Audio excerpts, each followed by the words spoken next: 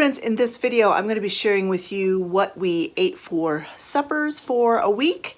I don't know if it's going to be a 7-day week or 6-day week or 5-day week, but I will be sharing with you. It'll probably be a 6-day week because Sundays is a do-it-yourself leftover day. I don't cook. So anyway, in preparation for this, I do have a little fill-in haul. I was in town today, so I stopped at Walmart, picked up a few things that I needed because we're not going to be doing our big grocery shop for another week, and always the last week of the 3 weeks, because we shop every 3 weeks, we are lacking of things, and makes shopping or makes cooking suppers a little bit more challenging because you're running low on stuff.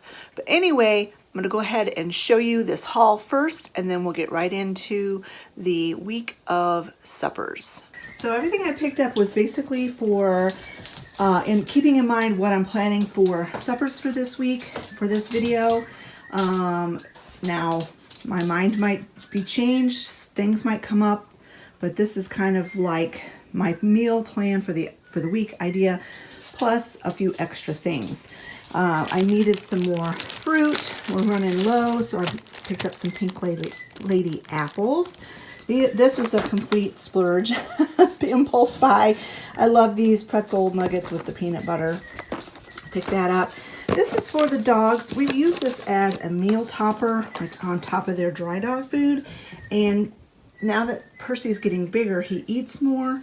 And I usually get this through chewy.com. But I'm not going to have enough to last till my next Chewy order comes in. So I picked this up just as a fill-in. Picked up some more bread flour. We're going to have homemade pizza, probably Saturday night, and I love to use bread flour for that. We are planning on tostadas or some sort of a taco something one night this week. So I've never actually bought the actual tostada shells before, so I was looking in this aisle, and I finally decided on these. These are crunchy, like corn tostadas, and then I got these flour tortillas, which are smaller, so I figured if somebody didn't want a tostada, they could just make a taco or a taco salad or whatever. But to go for a taco night, I also picked up some of this salsa verde, that means green salsa. We really like that. Some little tomatoes, a head of lettuce, and 2 avocados to go with taco night. I picked this up for Olivia. I just thought she might like it. She really likes kimchi, and she likes noodles, and this doesn't have any dairy in it, so I thought she might like it. Pick that up for her. One night we're also going to have like a shake and bake, either chicken or pork. So I picked up this extra crispy. It's like shake and bake, only it's the Great Value brand. Got 2 of those. Some more mozzarella cheese for pizza night, as well as some mushrooms. Everybody in the family, except for me, likes mushrooms. So I just won't put mushrooms on my portion of the pizza. So pick that up. Then I picked this up. It's supposed to be neutral in taste, and I'm thinking to make popcorn with this. I'm really trying hard to switch us away from seed butters and like canola oil and seed oils and canola oils and that kind of stuff. Avocado oil, you all told me, is good for making popcorn, but it's very expensive. So I just got this as an option for making popcorn. We are going to have hot dogs one night, probably chili dogs. So I picked up, probably tonight, we're actually going to have the chili dogs. I picked up 2 packs of hot dog buns and some just plain potato chips to go with that. Picked up some more vegan strips. These are mainly for Bo, our indoor-outdoor dog. I picked these up because we're running low on cereal. Travis is our main cereal eater, and I really think he will like this. So picked that up for him. Picked up another case of my Pure Leaf unsweetened tea. It's expensive, yeah, I know, but it's just convenient. I really like it. So I picked up that, and then I picked up some paper towels. We were almost completely out of paper towels. And I picked up this one of the Viva, just because I wanted to try it to see if I liked it. It's supposed to be really durable or whatever. And I didn't want to buy a big package of it if I didn't like it. So I just bought one to try, and then some of the El Cheapo Great Value paper towels. And that is my little, in the middle of the week shopping trip, middle of the 3 weeks, our little fill-in haul. There you go. That's the word. Our little fill-in haul. And so now the rest of this video is going to be what we ate this week for suppers.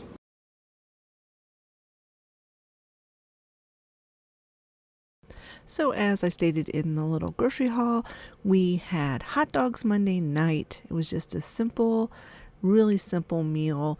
I opened up a can of French style green beans. We had some potato chips and some carrot sticks. I really like simple suppers sometimes.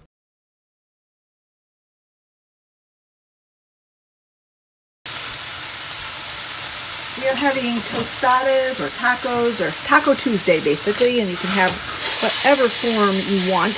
And I almost forgot to start filming this. I already diced or chopped up the lettuce to have it soaking. Olivia's washing the tomatoes, and this is 2 pounds of ground pork. I'm going to get this all fried up, and then I will add 2 packs of this taco seasoning by Simply Organic. And we're going to have refried beans and onions and avocado if they are ripe, which I have to check. And just all the fixings for tacos.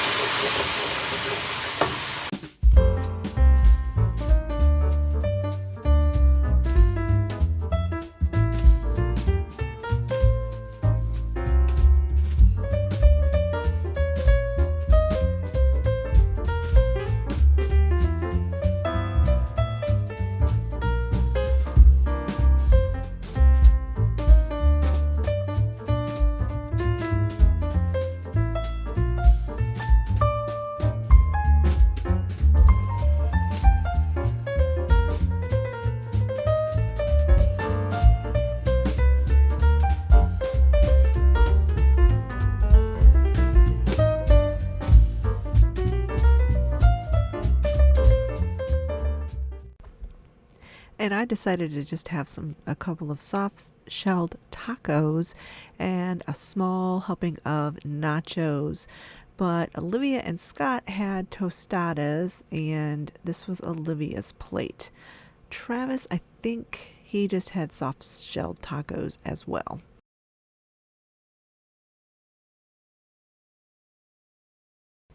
On Wednesday, we had potato soup.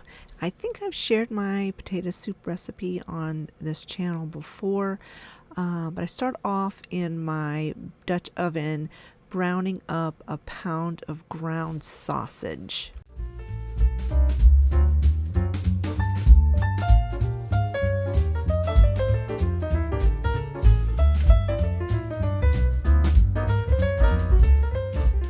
So then after you brown up the sausage, I add 3 tablespoons of usually olive oil, but in this case it was avocado oil.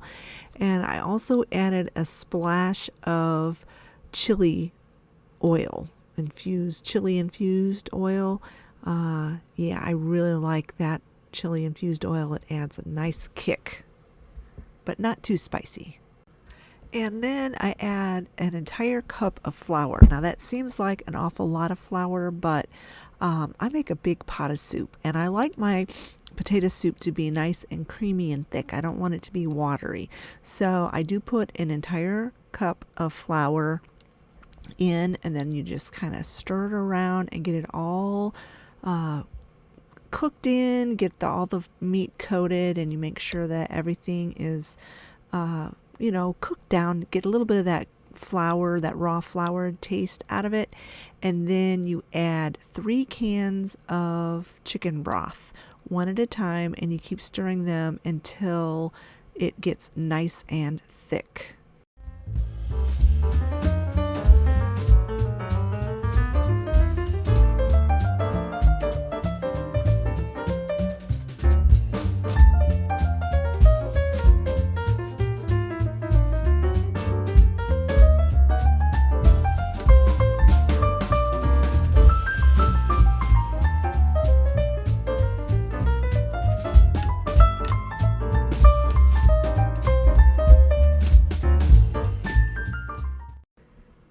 it's time to add the spices and seasonings. I like to use dehydrated onion. It's just easier.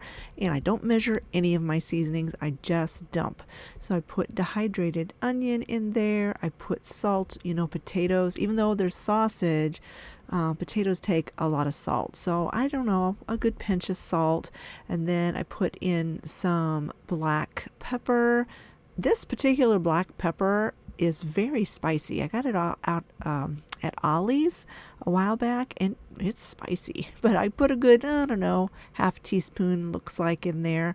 And then I throw in a few bay leaves. I just love bay leaves in soups and stews. It just makes a big difference to me. I think it really, I don't know what it does, but it adds some flavor. And I really, really like what bay leaves bring to the party, as they might say. And then I did add a few more red pepper flakes, even though I did put that chili infused oil in.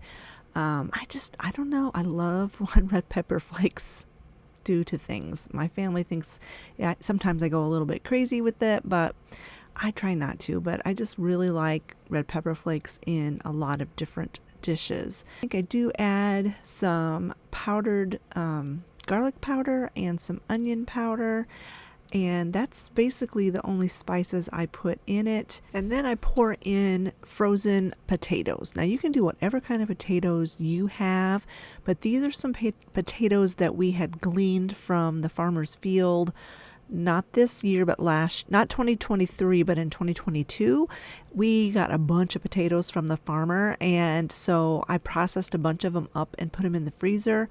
The little tiny ones and like the bigger ones that we chopped up into pieces, and they have made excellent soup. I use those for soup more than anything else. And I don't know how much was in this bag. I just, I go by however many was in the bag. It's like a gallon size bag. And so I just throw all of them in frozen. I didn't thaw them out. They're just frozen. And then you just add water to cover the potatoes, stir the water all in, put the lid on the pot and let it cook until the potatoes are nice and tender. After it is bubbling and hot and the potatoes are nice and fork tender, I turn off the heat. Even though this is still bubbling, the heat's been turned off, and I pour in, I don't measure, I just go by kind of how it looks, anywhere from a half a cup to 3/4 of a cup of Ripple half and half. I've made this soup with it, and I've made it without it, and we much prefer it with it. It just adds a different depth of creaminess to the soup. And here is the soup with a few oyster crackers on top. I did sprinkle a little bit more pepper on mine, and believe it or not, it still needed a little bit of salt. I always go a little shy on the salt. You can always add more, but you can't really take it away if you put in too much. It was delicious. It is my family's favorite soup.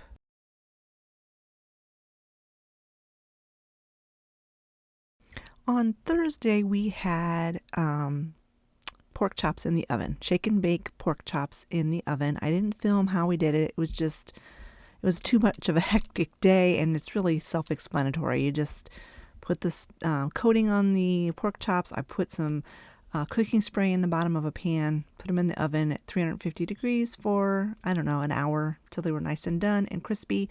Then I made some rice in my rice cooker, and we had mixed vegetables on the side, and it was a very tasty supper.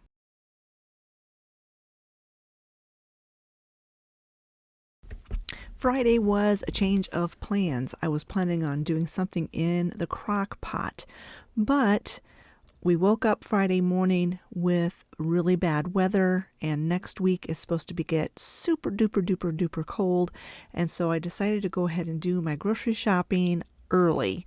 So on grocery shopping day, I always get chicken strips, so we had chicken strips, and there was some potato soup left, so I warmed that up instead of French fries, and we had some lettuce salad on the side, and it was a very easy, yummy supper. We used up some leftovers, and it wasn't what I planned, but it worked out just fine.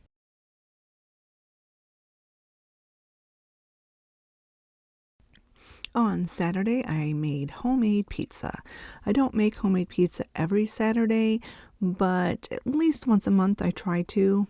My family really enjoys it. And this pizza crust was this recipe I got from my sister, and it's been a really good pizza recipe. Pizza crust recipe. So I start out with some warm water and I'm adding some yeast to that. And then I do something a little different than what my sister does. I add a couple tablespoons of sugar, and then you add the oil and you let this mixture sit for anywhere between 5 to 15 minutes, depending on how good your yeast is, and you let it proof just until it starts to get bubbly and foamy.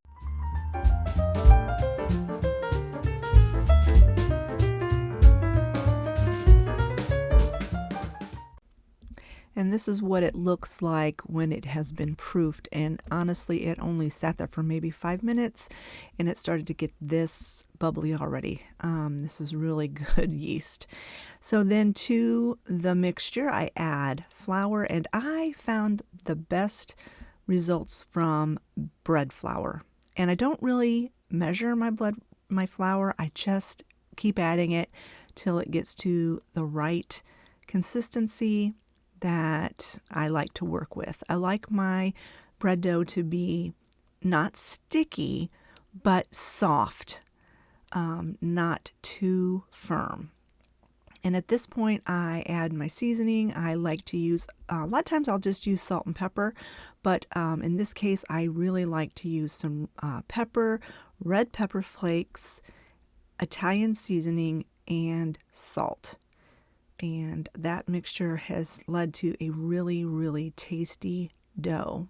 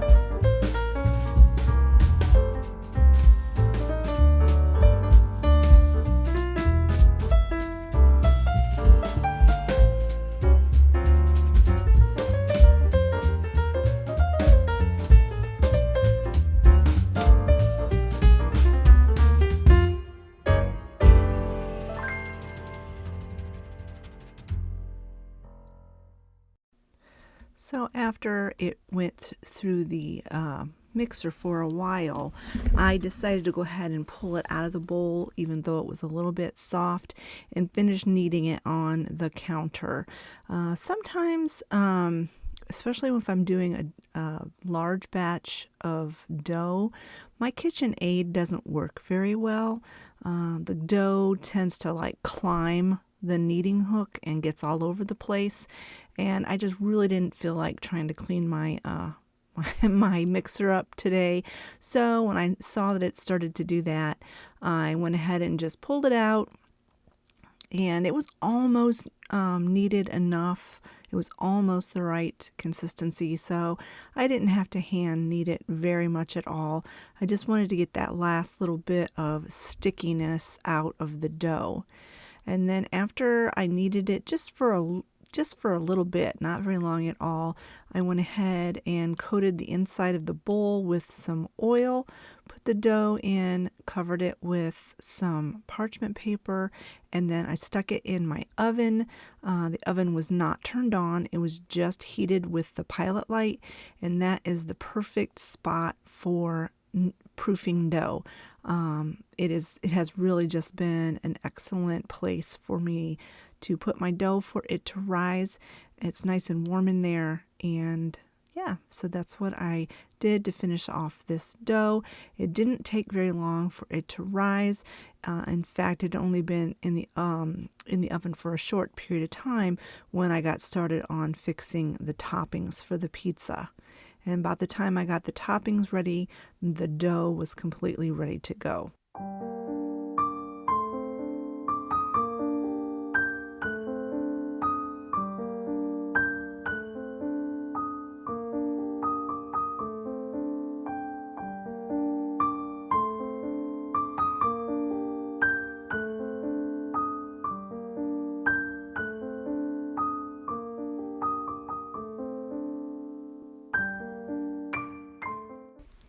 All right, friends, that is it for this video. I hope you enjoyed these ideas for suppers. We don't do a lot of different things. I mean, we kind of stick to the same things quite often, which can be a blessing or can be a curse. It can be kind of boring, but I do try to do a variety of things throughout the week.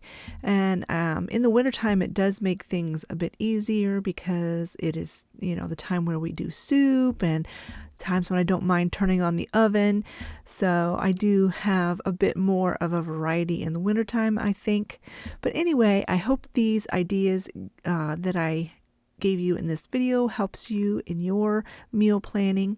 If you enjoyed this video, give it a thumbs up. Don't forget to leave a comment in the comment section below, and we'll talk to you all later. Bye-bye, friends.